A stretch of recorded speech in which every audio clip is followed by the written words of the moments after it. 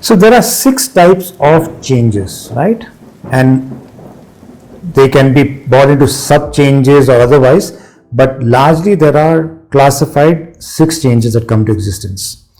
So the first type is an unplanned change, right?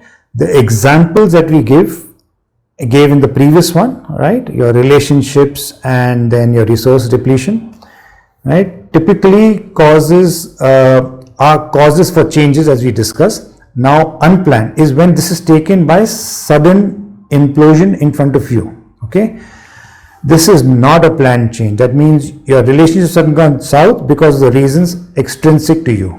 Okay, you might not know what has happened, but that has changed, right?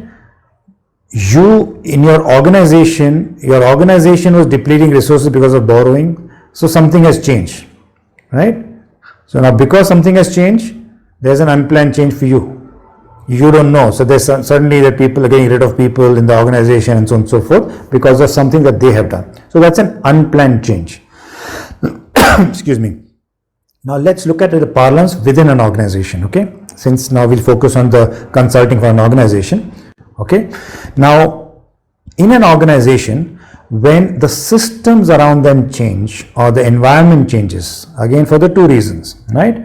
Either their partners have become, have caused an issue because of which that is creating an issue, or the competition is changing to the space that they are and because of which that is creating an issue, or the environment or the policy, that is the nation, right, has gone about changing, because of which there is suddenly an effect onto the organization which they had not planned for. Okay. Or there is a loss of customers because of the issue at the customer's place, which has caused a situation with the current organization, right? So that's an unplanned change, because of which then they have to start depleting their resources within, or not depleting, rather they have to get rid of the extras or something that is higher as an overhead for them, or they get rid of the workforce and so on and so forth. So those are unplanned changes. Now for the unplanned changes, there is a way of looking at things differently. Okay.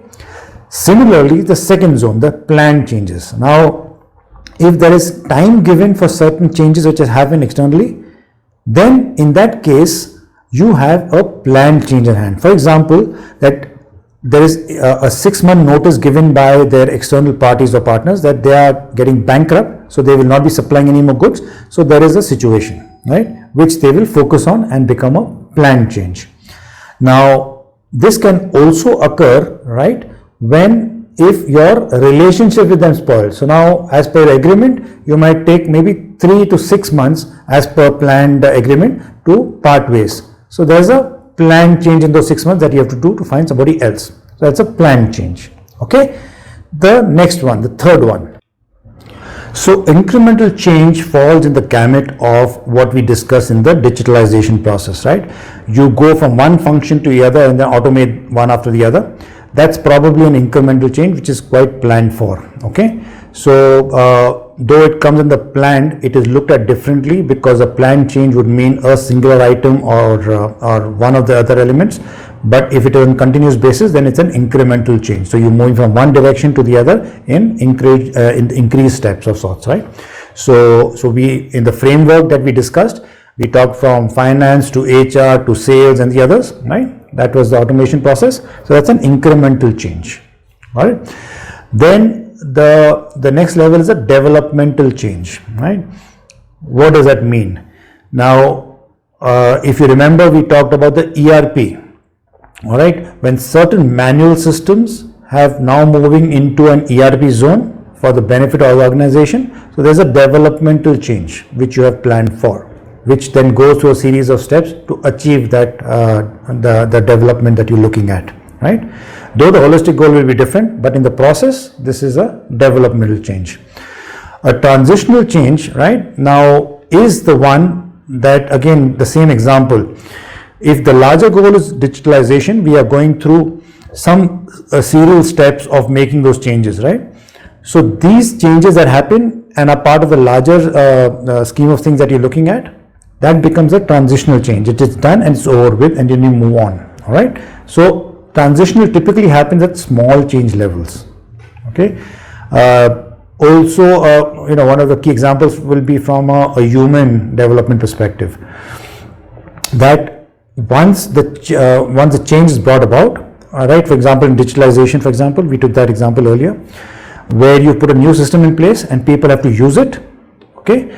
Now, once it has been taught how to be used, right, that's part of the small change, which is a transitional change, right, for that, so that the adoption is happening at a larger scale after that. Okay. So that's a transitional change, if you will. Clear? Then the transformational change, right? The whole digitalization that we talked about is a transformational change. Then it goes to a series of plan changes or development changes and so on and so forth. So they get imbibed into a transformational change, because the enormity of a transformational change is very huge. Okay, it goes over so much of period of time, and we saw that.